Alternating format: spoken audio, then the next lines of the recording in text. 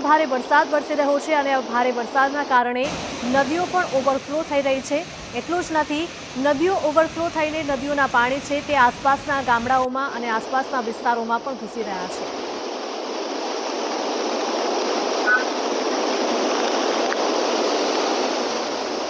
ગીર સોમનાથના આ દ્રશ્યો છે। ગામમાં નદીનો પ્રવાહ ફરી વળ્યો હોય તેવા દ્રશ્યો સામે આવ્યા। વેરાવળના ભીરાળા ગામમાં નદીનો પ્રવાહ વહેતો જોવા મળ્યો।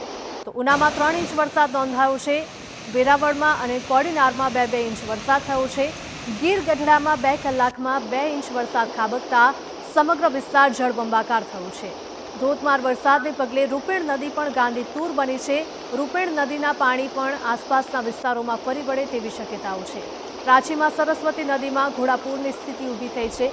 તળાવમાં અમડાશ ગામ બેટમાં ફેરવાયું છે। તો ચારે તરફ જળબંબાકારની સ્થિતિ વચ્ચે આ આખું ગામ છે તે પાણી થઈ ગયું છે। ગીર સોમનાથના આ દ્રશ્યો છે કે જ્યાં સૂત્રાપાડામાં 4 કલાકમાં 4 ઇંચ વરસાદ ખાબક્યો છે। તો આ તરફ ઉનામાં 3 ઇંચ વરસાદ, કોડીનાર અને વેરાવળમાં પણ 2-2 ઇંચ વરસાદ થયો છે।